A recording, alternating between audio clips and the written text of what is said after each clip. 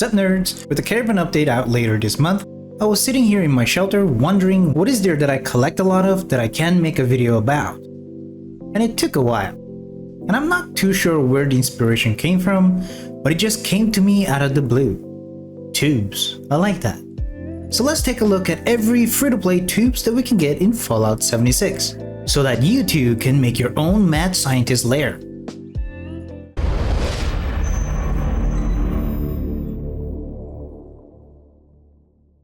Let's start with the ones we can get from daily ops, and there's a few, one of which is the Wendigo.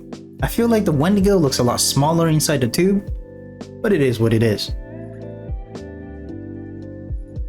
There's also the Flatwoods monster, which is pretty rare to see out in the wild, so pretty cool to have one in your base.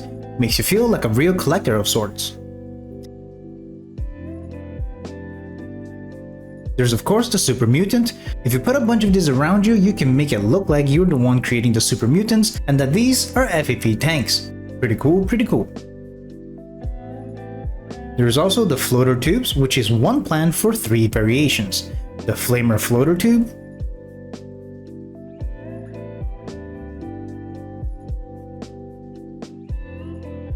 the Freezer Floater Tube,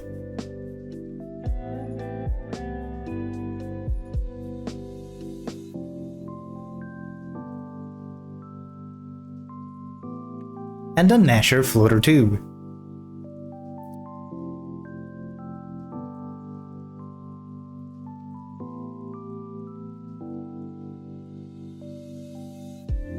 And finally, in Daily Ops, you can get the Mirelurk King Tube. So all in all, pretty cool selection of tubes from Daily Ops.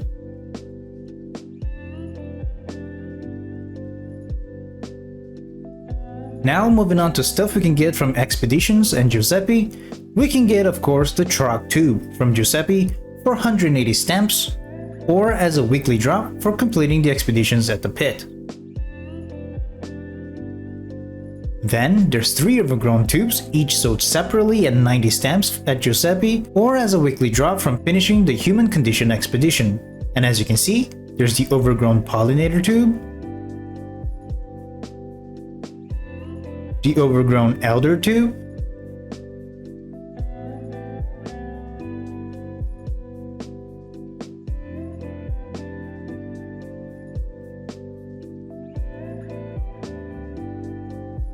and the Overgrown Thorn tube.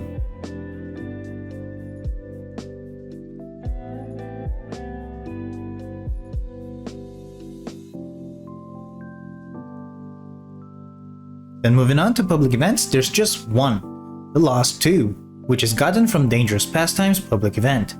Kinda cool, though I expected their whole bodies to be dark and lightningy with the blue cracks.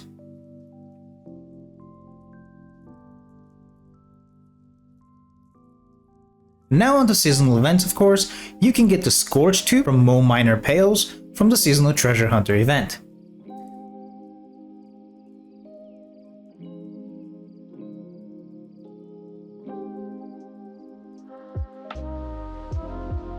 The Cave Cricket tube, which is also from the Mo Minor Pails.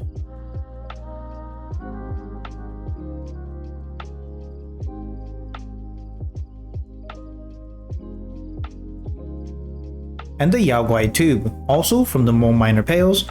All in all, very cool, very cool.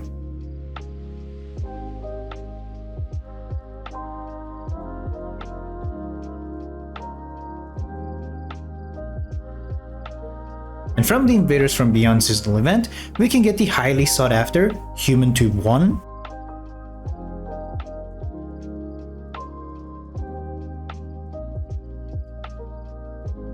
the Human Tube 2,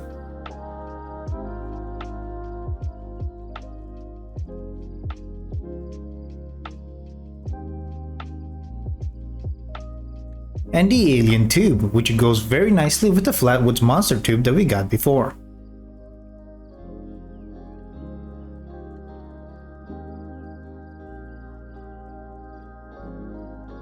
Now a few bonus items which aren't tubes in of themselves, but that looks pretty cool all of them together. From Grom's Meat Cook, you can get the Super Mutant diagram and the Super Mutant Hound diagram. Dropped separately of course, and though there's no Mutant Hound tubes yet, we do have a Super Mutant tube, upon which I think the diagram goes on very nicely.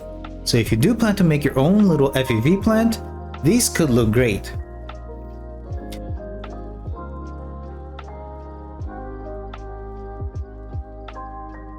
There's also the frog habitat, which the plan you will already have learned. You will just need to gather some blood leaf, wood, and glass to craft a frog jar at the Tinkerer's Bench. Then go capture some frogs. There's a bunch at the White Springs pool.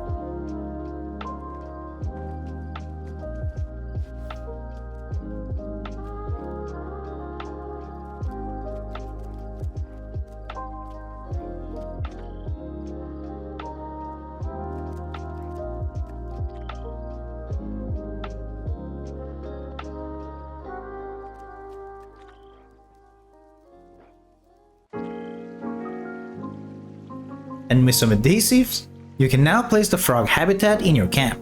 And though not an experimental tube like the others, it is a glass container upon which we place a live specimen for scientific observations perhaps, so I think it matches the vibe. There's also the mutated goldfish, the plant of which you can get at the NukaCade for 1,600 points. And though not in a glass container, it is a very similar looking green liquid, and it is seemingly alive, again, perhaps placed there for observation.